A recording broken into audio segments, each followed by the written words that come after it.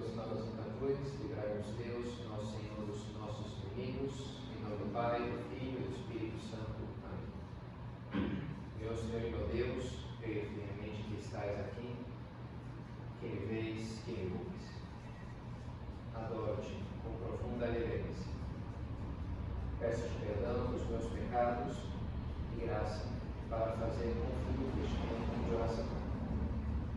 Minha Mãe Imaculada, São José, meu Pai e Senhor, meu anjo da guarda, intercedei por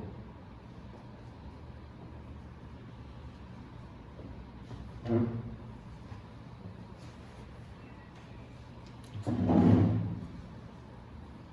O reino dos céus sofre violência, são os violentos que o arrebatam. Assim diz nosso Senhor no Evangelho. As palavras curiosas, né? Mas podem nos ajudar para começar essa nossa meditação. Queria trazer também um discurso que tem algo dessa violência de uma pessoa que não é cristã, me parece, né? Segundo me parece, que é o Bill Gates, né? Esse empresário famoso, cara da Microsoft, cara da computação.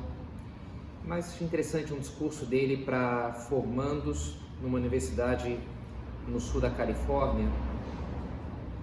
E ele, umas palavras que ficaram mais ou menos famosas aí, queria ler.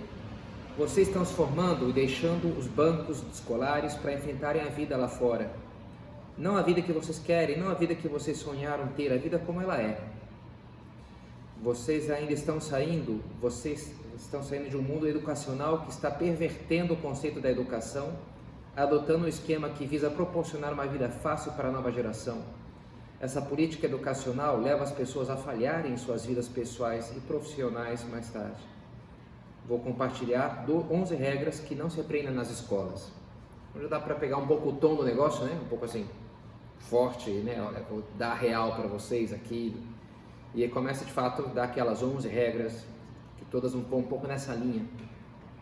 Primeira regra número 1, a vida não é fácil, acostume-se a isso. 2, o mundo não está preocupado com a sua autoestima, o mundo espera que você faça alguma coisa de útil antes dele te aceitar. 3, você não vai ganhar $20 mil por mês assim que sair da faculdade. Não será vice-presidente de uma grande empresa com um carrão e um telefone à sua disposição antes que tenha conseguido comprar seu próprio carro e ter seu próprio telefone. 4. Se você acha que seu pai ou seu professor são rudes, espere até ter um chefe, ele não terá pena de você. 5. Vender jornal. Enfim, continua, vai até a 11 aí. E acho que já dá para pegar um pouco o tom, que é um pouco assim violento, a gente poderia dizer, né? Essas palavras assim, um pouco, cara, acorda aí, deixa de ser, né, um molengão, a coisa para de chorar e começa a tomar vergonha na cara, um pouco esse espírito. E que às vezes é bom, uma certa dose de violência, de susto, de gritar um pouco, às vezes na vida pode ser importante, né? Justamente quando a gente está assim muito mole, muito com pena de nós mesmos, muito preguiçosos, ou egoístas nas várias manifestações do egoísmo. Às vezes o marido precisa levar uma bronca da esposa, ou vice-versa, o pai, o filho, para que acorde, para que se dê conta de que ele precisa tomar uma atitude, que não é assim, não pode continuar dessa maneira, não pode ser criança assim, não pode, tem que assumir as responsabilidades da vida adulta e profissional, dos compromissos que assumiu. Alguns anos ficou famoso esse navio, o naufrágio do navio Costa Concordia, italiano, lá no Mediterrâneo, e toda a coisa do capitão que abandonou o navio, e alguém lá do comando dizia para ele, vá da bordo, né? volta a bordo, volta ao navio, e ele, o capitão, que era a autoridade ali, por que o capitão é o último a abandonar o navio? Porque ele tem que comandar a evacuação ali das pessoas e os botes, precisa ter uma autoridade para organizar, né, quando há o caos. E aquele homem covardemente pensou só em se salvar e abandonou as outras pessoas ali. E por isso foi um grande exemplo de irresponsabilidade, desse egoísmo de quem só pensa em si. na hora de, sei lá, do jantar ali, das honrarias do seu posto, ele estava presente com sua roupa, seu uniforme, mas na hora que realmente era importante a sua autoridade, ele não estava presente. Não estava presente. Portanto, foi um exemplo muito marcante de um homem fraco, de uma pessoa que não soube cumprir o seu papel. E isso a gente poderia pensar, se poderia estender para a vida em todo, né? Se a gente não tem essa atitude de abraçar o meu papel, de abraçar o sacrifício que supõe o compromisso que eu me comprometi, que eu assumi. E que bom ver pessoas que, pelo contrário, têm essa característica de realmente responder por aquilo que lhes foi pedido. Que bom quando a gente pode dizer, está na mão de fulano, então eu estou tranquilo. Por quê? Porque fulano é sério, porque fulano é responsável. No fundo, esse é o tema da nossa meditação de hoje, né? A responsabilidade. Vamos com ela terminar a sequência das virtudes, filhas da justiça. E a responsabilidade, sem dúvida, está entre elas. Quando eu assumo um compromisso, dar conta, responder por aquilo, porque eu me comprometi, porque eu combinei, então eu vou cumprir o meu papel, porque eu sou responsável, porque eu luto para ser responsável. E, portanto, ser responsável implica ser um homem cabal, em certo sentido, ser alguém que vive a própria vida, que fazendo o que tem que fazer. E é bom que a gente pense nisso, né? Quão responsável eu sou? As pessoas podem se apoiar em mim? Tem segurança nas coisas que dependem de mim? Bom querer ser responsáveis, muito bom querer ter essa virtude. Para isso vamos pensar 3 elementos. Primeiro, consciência. Depois, assumir as consequências. E por último, ter iniciativa e perseverança no esforço. Então, primeiro é a coisa de ter consciência das coisas. Às vezes a gente fala que é uma criança sem noção. Conheci uma pessoa que uma criancinha sem noção, falava muito assim, né? Um gurizinho muito pequenininho, sem noção das coisas, né? Não se dá conta ainda do que é, do que não é. Um velhinho também com demência acaba sendo um pouquinho assim, sem noção. Às vezes, né, fala ali as coisas, não se dá conta do ambiente que está, do que está fazendo. São pessoas que não podem responder pelos seus atos, porque não têm condições de perceber toda a realidade que os circunda, até no âmbito criminal, às vezes, né? Uma pessoa cometeu ali um grande crime, mas se prova que ela tem ali uma demência, um problema psicológico, não vai ser tratada da mesma forma de alguém que tenha pleno uso das faculdades mentais, porque não pode responder pelos seus atos, porque não tem noção das coisas. E é um caminho que a gente pode às vezes escolher não ter noção das coisas. Pode ser uma irresponsabilidade, no fundo, culpável, porque eu prefiro não me dar conta, não assumir, não olhar a lista das minhas tarefas. Eu não sabia. Eu tinha obrigação de saber, tinha obrigação de ler. Nas leis de trânsito, me lembro quando eu fiz a prova para tirar a carteira de motorista, até um pessoal me falava agora, porque vai fazer a prova hoje à tarde, me pediu para orações aí, para peço a Deus aí por ele, estava nervoso. Mas estava lá, né? A ignorância da lei não exime de culpa. Um dos princípios ali, não sei se do direito em geral, mas pelo menos sim do Código de Trânsito. A pessoa tirou a carteira, ela aqui não sabia que não pode virar à direita aqui, ela tinha obrigação de saber. Na medida que tu tirou a carteira e toma um carro para dirigir, tu tem que te dar conta, tem que ter essa consciência de eu estudei, eu li, eu sei, né? Eu escolho saber, eu escolho ser responsável, porque eu escolho então ter consciência das coisas. A parábola dos talentos me parece que vai um pouco nessa linha. Aquele homem que enterra o talento, diz a parábola, né? Tem um que ganhou 5, outro ganhou 2, outro que ganhou 1, e o que ganhou 1 pega em terra. Não parece ser um homem burro, assim, limitado intelectualmente. Pelo contrário, quando vem o patrão, ele mais ou menos se defende com um discurso mais ou menos elaborado, dizendo que ele sabia do patrão, isso e aquilo.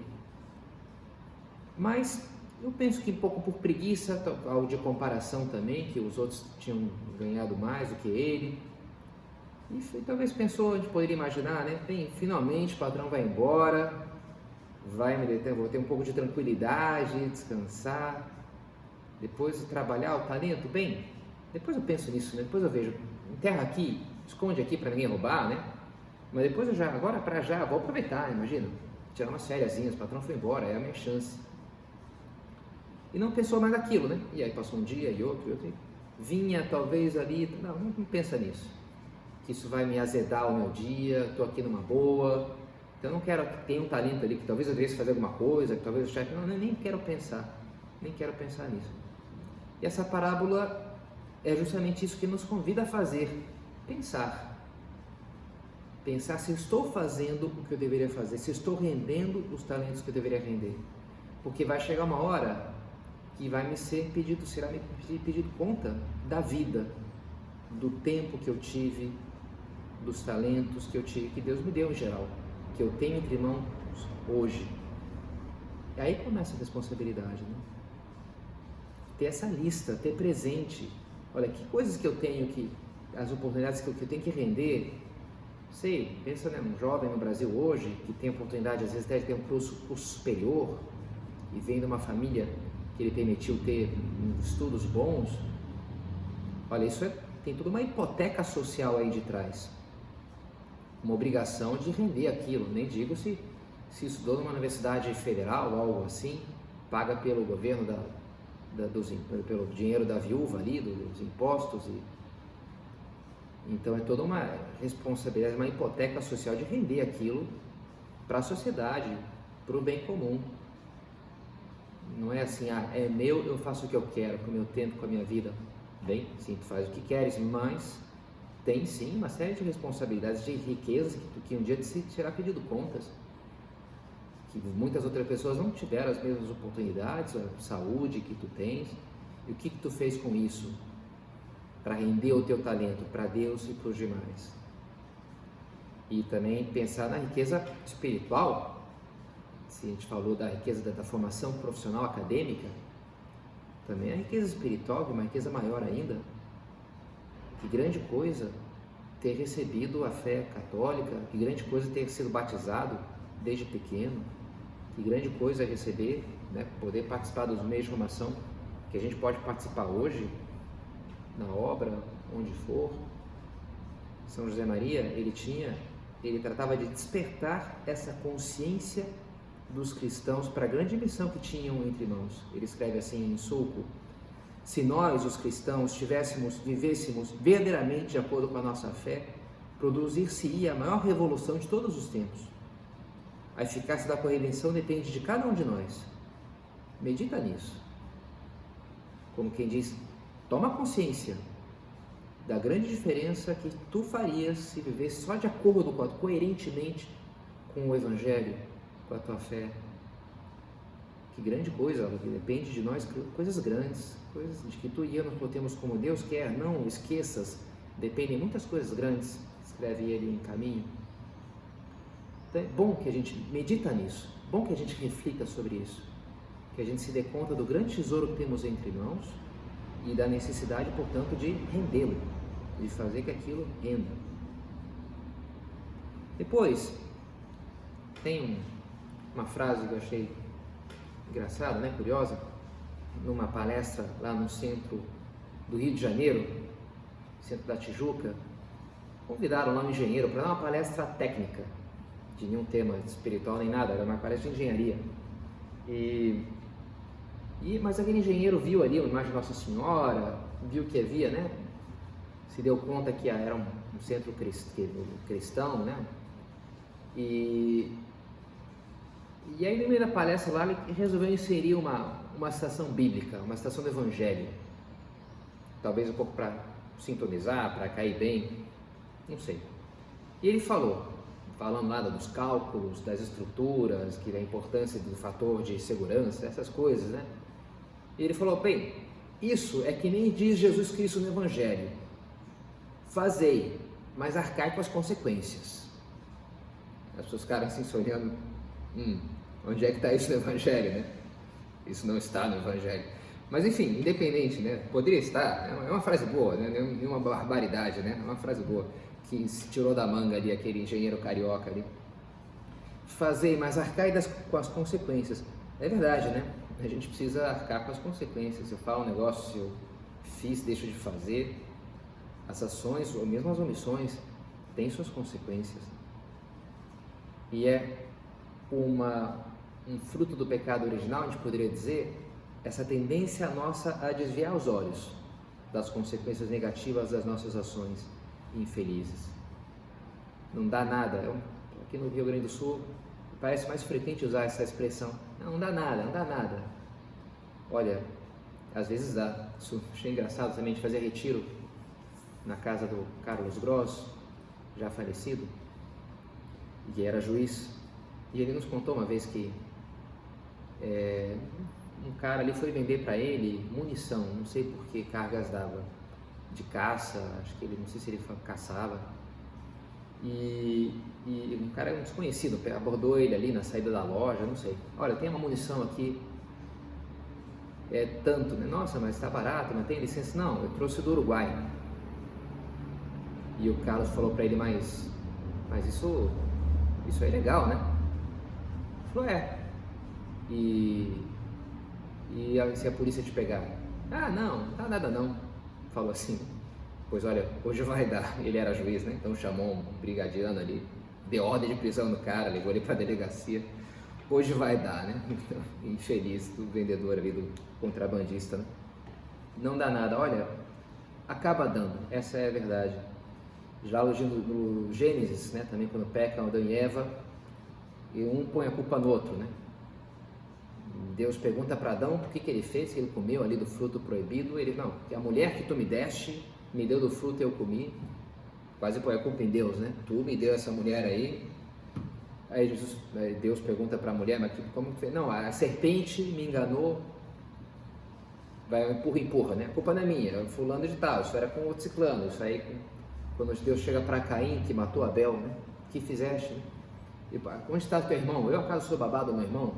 Caim, ele tinha acabado de matar o seu irmão, mas né, a cidade faz de conta que não. A gente tem essa tendência, né, de se esquivar da culpa, de projetar em estruturas. Tinha um professor de religião no ensino fundamental que a frase dele era: a culpa é do sistema. Qualquer coisa que tu tinha que falar isso, assim, a culpa é do sistema, né? Por que não? Porque o sistema me pede, o sistema nos empurra a sermos materialistas, consumir. Olha, tudo bem, né? Existe, se fala às vezes, né, as estruturas de pecado, né? Existe no mundo, né, uma série de coisas, mas cara, eu tenho a minha culpa também, né? A culpa é minha, a gente tem que fazer esse esforço para ir contra essa tendência nossa a tirar o corpo fora. Onde é que é a culpa? Onde é que eu errei? Porque olha, a gente erra, né? Essa é a verdade. Quando o São José Maria era criança, ele tinha um temperamento assim mais bravo, né? E uma hora ele tá chateado, pequenininho, e não quer comer, não sei o que, ele pega e joga o prato contra a parede na sala de jantar da sua casa. E aí os pais deixam ele sem comer nada naquele dia, e a mãe fica sem limpar a mancha que ficou na parede, porque ele jogou ali a comida, fica aquela mancha vários dias. E ele, enfim, era um bom guri, tinha um bom coração, teve aquele ímpeto ali de raiva, né? E ele passava e via aquela mancha e dizia: fui eu que fiz isso daqui, né? A culpa é minha, tá sujo esse negócio e eu que sou o idiota que fez isso, né? Então aquilo foi educativo, né? As consequências das nossas ações. Os pais deixaram aquilo um tempo justamente para que ele absorvesse o erro, né? Também um cara que falava comigo, com uma filha que estava entrando na adolescência, me contava que teve uma conversa com ela, dizendo: olha, tu está entrando agora numa idade, começa as festinhas, tu vai com a tua amiga ali, não sei o quê, e aí daqui a pouco, né, drogas, e os guris. Então, olha, eu quero que tu saiba uma coisa: a vida é tua, tu vai tomar as tuas decisões, mas não venha me dizer que a culpa foi das outras. Tu é a dona das tuas ações. A culpa é tua. O que tu fizer é tua responsabilidade. A culpa não é das minhas amigas, todo mundo fazia, não interessa o que todo mundo estava fazendo, interessa o que tu escolhe o que tu vai fazer. Tinha aquela conversa assim, né? Olha, assume a tua responsabilidade, né? Liberdade e responsabilidade. Se fala às vezes hoje que hoje está adolescentes de 40 anos, porque está ali com os pais ainda, porque nunca aprendeu a assumir o peso da vida e das coisas. Então, lutar contra essa tendência nossa, sentir-nos responsáveis das nossas ações, saber assumir a própria culpa, sentir-nos responsáveis também dos outros, não tentar esquivar-se, diminuir cada vez mais a minha responsabilidade, mas pelo contrário, tentar largar isso. Grande parte dessa maturidade nossa é ampliar o coração para que os outros entrem nele. É uma pena pais alcoólatras. Uma pessoa alcoólatra às vezes pode ser bem engraçada, né? Um bêbado lá que faz piada, mas não é nada engraçada para a família. Eu já tenho algumas experiências assim de pessoas falando comigo. É uma tristeza, porque precisa lá de pagar conta e não sei o quê. E tudo bem, ele conta uma piada divertida, mas não pôde levar a criança no hospital, porque não tem um plano de saúde, porque ficou sem estudar, porque não foi no colégio. Então, né, a pessoa que se torna, se incapacita, se sabota para levar o peso da própria vida e da vida dos outros. É impossível ser um pai assim, porque não tem responsabilidade. E que bom que a gente vá querendo, não, eu assumo. O problema dessa pessoa é um problema meu. Eu carrego o peso dela. Escreve em sulco também, São José Maria. Comporta-te como se dependesse de ti, exclusivamente de ti, o ambiente do lugar em que trabalhas. Ambiente de laboriosidade, de alegria, de presença de Deus, de sentido sobrenatural. Assume a bronca do clima na tua família. Está um clima ruim? Está fulano brigado com ciclano? Olha, cabe a mim dar um jeito nesse assunto. Que haja um ambiente mais alegre, que os teus irmãos não sei o quê, que os teus amigos busquem a Deus, tenham um sentido na vida, que esse amigo teu tome rumo nos estudos. É responsabilidade minha, assume. Esse é o conselho que nos dá São José Maria. Isso significa amadurecer, em certo sentido, né? Ser adulto de verdade, que assume o peso da vida e das pessoas. Isso aqui me compete, me diz respeito. Que a gente vá crescendo nisso, crescendo nessa, que a minha solidez seja solidez para as outras pessoas. Rocha, né? Fala Jesus para São Pedro, né? Sobre essa pedra edificarei a minha igreja. Posso me apoiar aqui, é sólido, porque é responsável. São José Maria também falava, quando nos falava da obediência, falava que é importante que a obediência fosse inteligente. Que quando eu tenho ali um chefe que me pede alguma coisa, que eu não seja uma obediência meio cega, meio irrefletida. Não, que eu pense nas coisas, que eu me dê conta, que eu atue com inteligência. E, portanto, isso implica ter iniciativa e criatividade. E aqui a gente vai chegando já então no final, né? Também, o que é importante também ser responsável? Ter iniciativa, pensar nas coisas. Bonito ver nessa época de pandemia tantas iniciativas diferentes que as pessoas foram tendo, de palestras, de grupos de leitura, de jogos online, não sei, né? De maneiras de uma maneira substituir aquilo que tornou impossível de realizar com sucedâneos, com experiências diferentes, né? Muito ver, como eu acompanho também, né? Guris mais jovens, quando vão dando passos e assumem ali um cargo e no CLJ, no grupo de jovens, ou pega aqui para pagar a conta com estágio, eu pago a conta de luz agora lá de casa, mãe, me dá aqui, deixa que eu pago isso. E vão realmente querendo bronca, vão assumindo peso, vão tomando iniciativa para organizar uma coisa, para organizar outra. Vamos agora no Natal, ali em casa eu falei, vamos fazer uma oração, já falei com meus pais, já combinei com os meus irmãos. E que bom isso daí, que eu queira ter iniciativas, fazer muitas coisas. É lógico, essas coisas implicam trabalho, implicam esforço. Levar a cabo, ter boas ideias é muito mais fácil do que levá-las a cabo, mas é uma grande satisfação quando a gente tem ali uma iniciativa e ainda que custe um esforço, rende ali o talento, né, os 10 talentos que seja, dou um jeito ali de fazer com que aquela coisa funcione. Bonito isso daí, bonito que a gente queira crescer nisso. Ter iniciativa, criatividade e também, dizia um outro padre, ter iniciativa e acabativa. A palavra me parece que não existe, né? Mas acho que dá para entender, né? Não só iniciar, mas acabar. Acabativa, iniciativa e acabativa. A gente poderia pensar constância, perseverança, finalizar as coisas e ir até o final das coisas, não largar no meio, né? Que também isso é responsabilidade.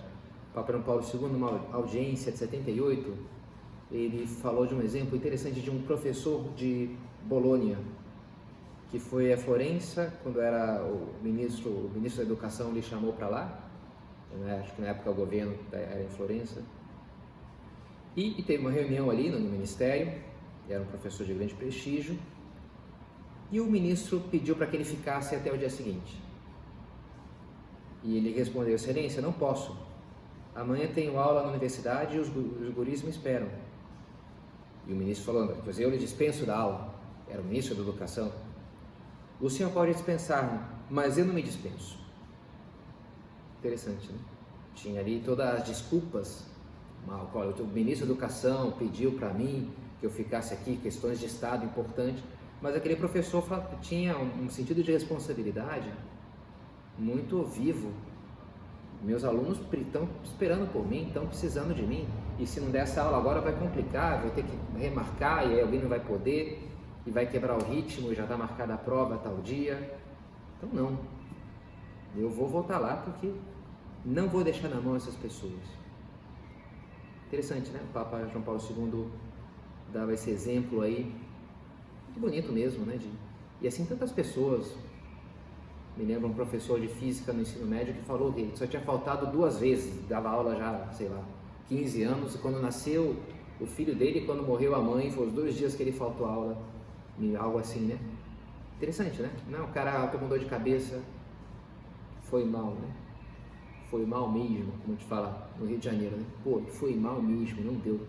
Tentei, mas qualquer coisinha o cara já pula fora. Não, né? Não podemos ser um cara assim. Ser alguém que vai até o final das coisas. Se me comprometi, eu vou, eu faço. E a gente tem tantos exemplos tão até heróicos às vezes, né, ao nosso redor, por exemplo, nessa época de pandemia, de trabalhadores incansáveis que têm que enfrentar ali um transporte público às vezes difícil e super cedo, mas estão ali no batente, né? Estão ali cada dia. Que belo exemplo de pessoas acabadas, né? De responsabilidade. Que bom querer ser uma pessoa assim, querer ser alguma pessoa madura, que responde por aquilo que a gente faz. Um antigo mestre rabínico dizia aos seus discípulos: se eu não fizer, quem fará? Se não for agora, quando farei? Se não fizer por mim mesmo, quem sou eu? Interessante, né? Sempre a pessoa tem que sempre sendo cobrada, sempre fica adiando. Cara, não, é missão minha fazer isso, se espera de mim que eu estude isso, que eu assuma esse trabalho, senão que tipo de pessoa sou eu? Eu não vou ser nada, né? Se eu não sou capaz de assumir o peso da vida e das pessoas à minha volta. Queres de verdade ser santo? Cumpre o pequeno dever de cada momento. Faz o que deves, está no que faz. Os pontos mais famosos de caminho, 815, né? Quer ser santo? Cumpre o dever, cada momento. É o meu dever isso daqui? Então vou fazer. Agora descansar, agora estudar, agora lavar a louça, agora ajudar não sei quem. Cumprir o meu dever, cada momento, ser responsável. Fórmula de santidade. Diz aqui São José Maria. Para ser santo, cumprir o dever de cada momento. Também acompanho pessoas que experimentam esse grande baque de responsabilidade que é quando tem um filho.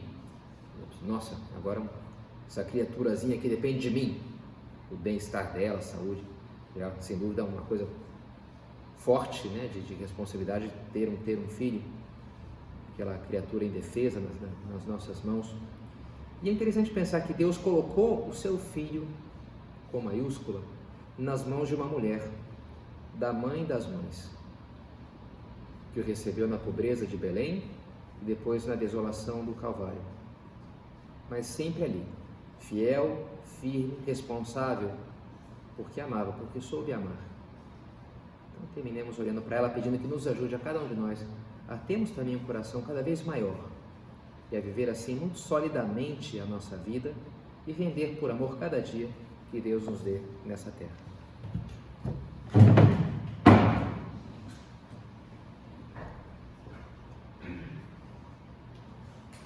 Dou-te graças, meu Deus, pelos bons propósitos, afetos e inspirações que me comunicaste nessa meditação. Peço-te ajuda para os comunicados.